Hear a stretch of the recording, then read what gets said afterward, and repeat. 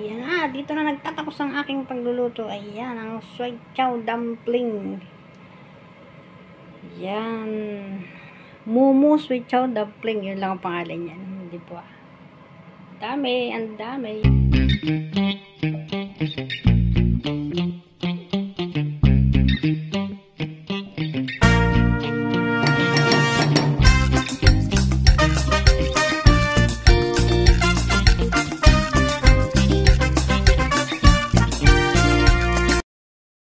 Ayan, good morning everybody. Ayan, blessed weekend everyone. Today Saturday, dami kong lulutuin. Ayan, nalinis ko na yung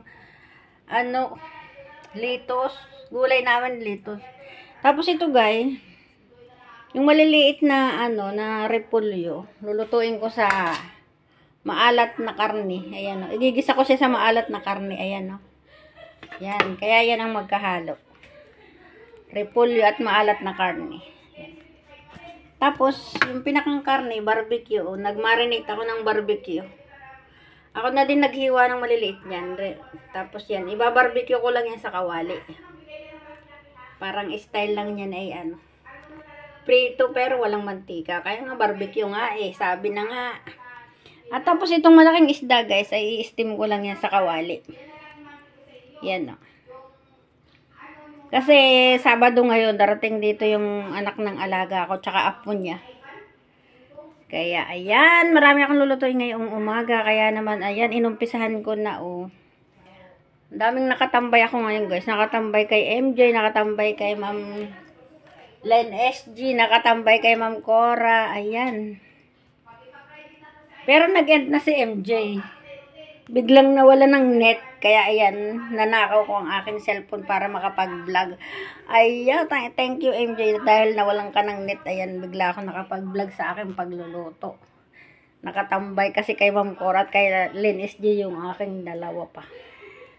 Ay, alam nyo na guys, tatatlo lang ang cellphone ko. Kaya kulang na kulang yung pantambay. Bibili pa tayo pag tayo ay nagkapera. Ayan. Ayan ngayon guys, ay umpisahan ko na pag-marinate, ang pag-steam nitong isda kasi medyo matagal-tagal kasi ang laki nitong isdang to. Kaya ito na lang muna yung uunahin kong i-steam. Ayan, narirekaduhan ko na ipapakita ko sa inyo kung paano pag-steam ng isda. Ayan na guys, niready ko na talaga siya. Ayan. Ready to steam na yan guys, ayan. Malinis na yan, tapos nilagyan ko guys siya ng sa ilalim, luya tsaka dahon ng sibuyas, saka sa ibabaw.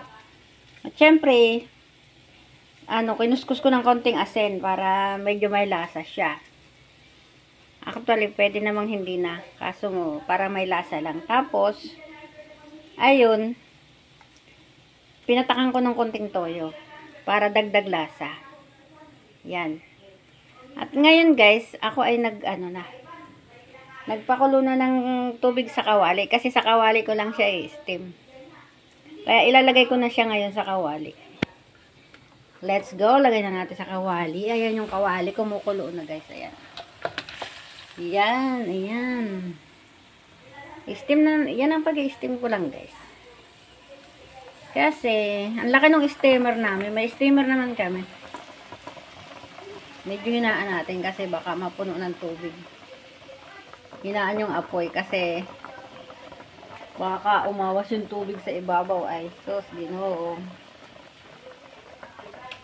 Ayun, tatakipan ko na siya guys. Siguro 30 minutes siyang naka-steam guys. Medyo matagal-tagal, ang laki kasi ng isda. Yan, tatakipan ko na siya guys. Ayan na guys, luto na siya Yan, luto na siya guys. Para malaman mo kung luto na siya guys, tutusukin mo lang siyang ganun. Ayan pag natusok mo at lumusot na yung sa laman, ibig sabihin luto na yung ilalim niya guys. Ganun lang kasimple ang pag-i-steam guys. Kailangan tusukin mo lang siya para malaman mo kung luto na yung loob. Yan, luto na siya guys, pwede na siyang ahon. Ang dami ko pa kasing lulutuin kaya yan ang inuna ko. Yan, feeling ko parang ang sarap-sarap niya talaga. Ayan. Luto ng steam na isda. At ito na nga guys, magluluto ako ng barbecue dito sa kawali. Ayan. Yan yung minarinate ko sa barbecue. Barbecue sa kawali. Ayan.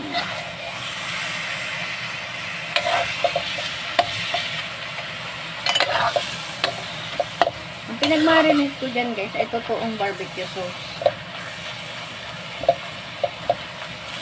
Ayan, makikita mo kung gaano. Ayan. Ito yung barbecue sauce. Ayan. Barbecue sauce yung talagang pinagmarinate ko. Kaya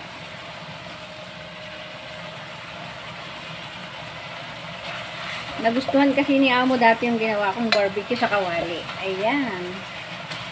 Dahil bawal naman dito mausok mag-barbecue. Kaya barbecue sa kawali na lang ang ginawa.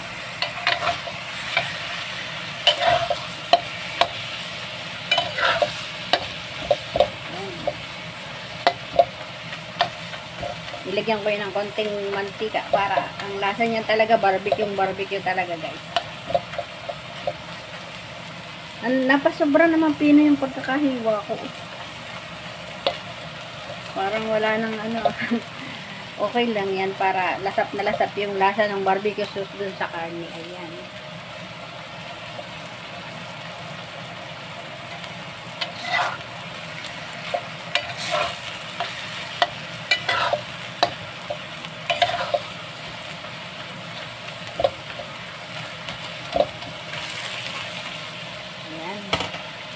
Alam nyo guys, gagawin ko yan. Tatakpan ko muna ng para sure na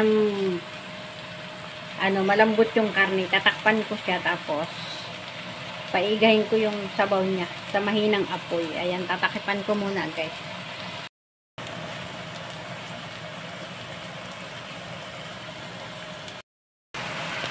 So, ayan na guys. Maluluto ng barbecue ko. Ayan. Pag naluto guys yan, barbecue talaga.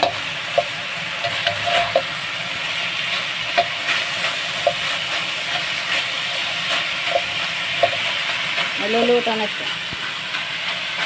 Diba? Kapag barbecue ako sa nakapag-barbecue ako sa kawali. Ayan, barbecue sa kawali.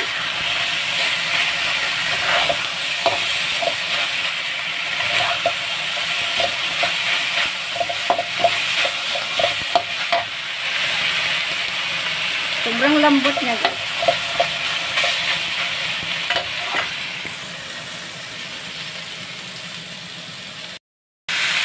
Ayan na guys, niluluto ko na yung binuro na karne. Ayan yung maalat na karne.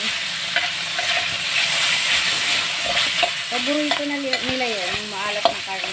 Gigisa lang yung sabayan. Tapos ayan yung repolyo na ilalaw ko doon sa ginitang karne. Dami na. Ito nga pala yung maliliit na repolyo guys. Hiniwa-hiwa ko pa rin kahit maliliit na. Iba kasi yung malaking repolyo saka yung maliliit. Ito talaga pang talaga yan, pang karne. Nagtatalsik-talsik na. Ayan. Ayan guys. Mapulang-mapula na yung karne. Pwede nang ilagay yung repolyo. Yan. Lagay na natin yung repolyo.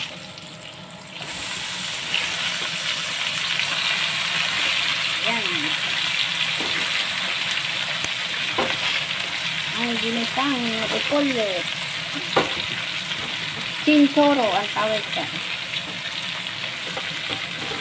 Kulit size chinchoro.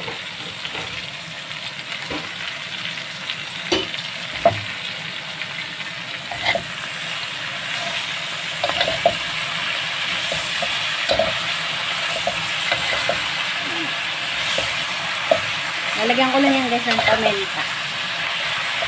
Tapos tatakipan ko na. Ayan. Para maluto.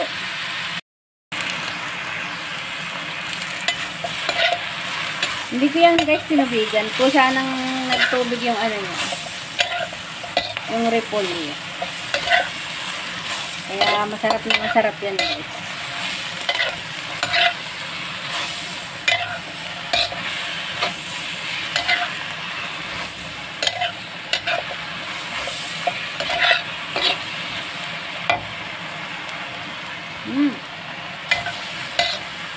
Sarap.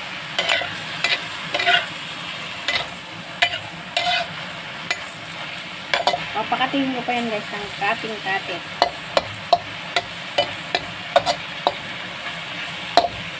Para lasap na lasap yung sarap.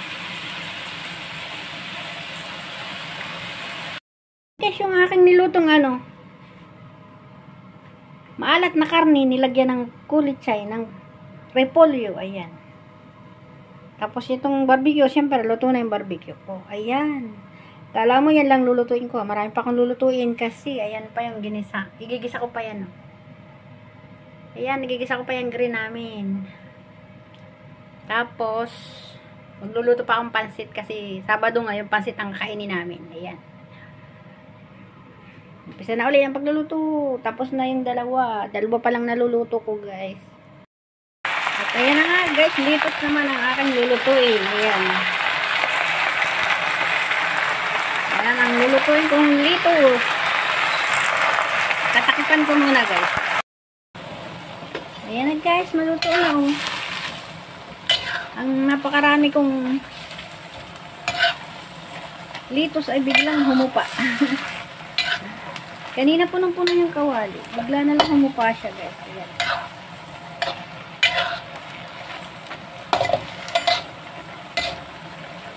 Yan. Luto na siya.